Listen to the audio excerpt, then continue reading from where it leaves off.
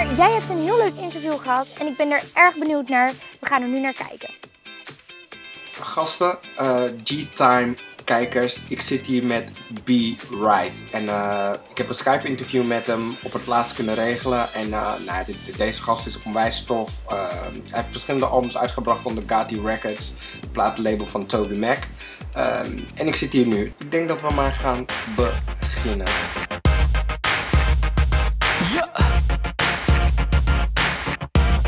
Makes you wanna get my Rocky on, man. So, Brian, how are you? I'm wonderful. How are you doing at 11 o'clock out there? Yes, 11 o'clock over here, and I'm getting sort of tired, but I'm getting pumped by speaking to you. My first question is, how would you describe yourself as a person? Man, I would describe myself as I'm kind of a laid-back, go with the flow, very adaptive person. So throw me on a stage with a bunch of people and I will jump around and act crazy. Put me in a room with some chill, laid out folks and I will be as chill as they get. And so I'm an introvert and an extrovert. I love getting to know people. I love talking to people, but I also love to like withdraw and just be by myself. So, you as a person, you're so talented. When you're a writer, producer, and singer, they call you triple threat. But I think you're like a quadruple threat or something like that, because you also rap and you do lots of things. So how did you get so talented? You know what, man? I appreciate that. Thank you.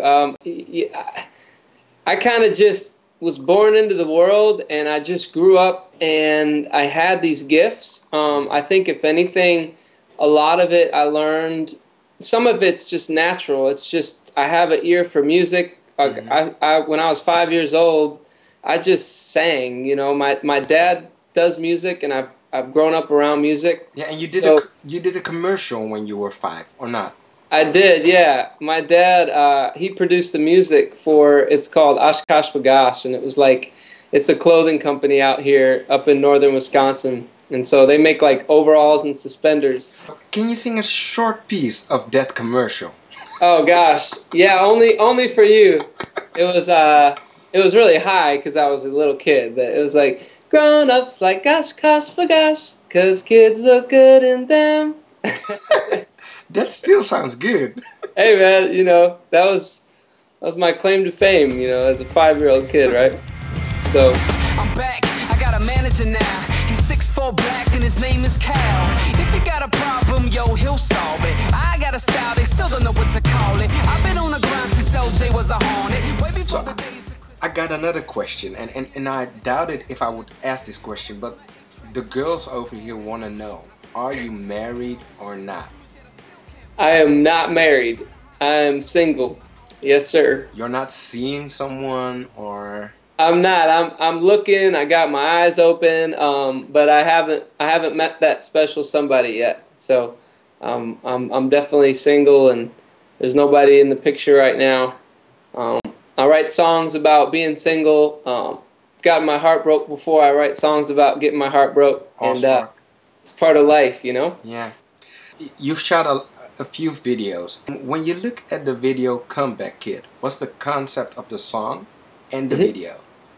Yeah, Comeback Kid, what's funny is I was, you know, the guy that manages me, his name is Calvin, and I had the song idea for Comeback Kid and on a Saturday, and that next Sunday we were talking and he said, "You'll never believe the title of my pastor's sermon today." It was the Comeback Kid. It was a pretty crazy scenario and coincidence, but you know, I think a lot of the times I've thought that, you know, I had to have it all together and I had to get to a place where I wasn't constantly getting knocked down and I kind of felt like I had control over my life. And I think what I learned, you know, over the years is it's more important that we get back up when we get knocked down. It's not that we don't get knocked down, because when you really try to live life and be bold and try to live outside of and go beyond yourself, that's when failure is, I don't want to say failure is inevitable, but you're going to take some hits along the way. And so Comeback Kid is just an anthem of resilience that I feel strong in my heart, that I believe that through the course of my life, I personally am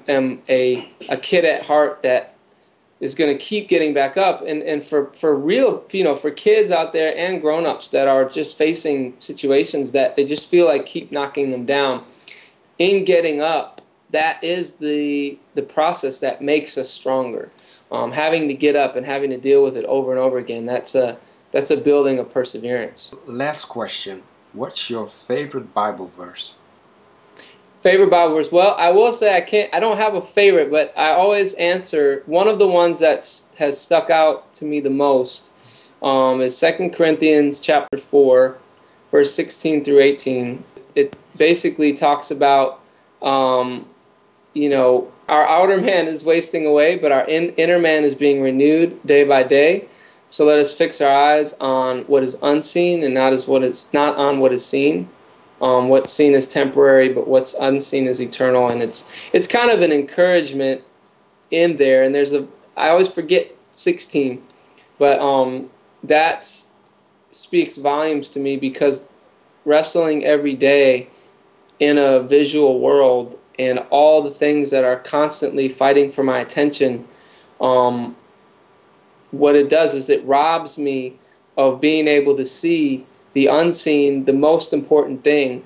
Because if all I do is look at the surface and look at the circumstances, I will constantly doubt and question and be dual-minded. And it literally takes, faith in God. And faith is being certain of what we hope for, sure of what we don't see.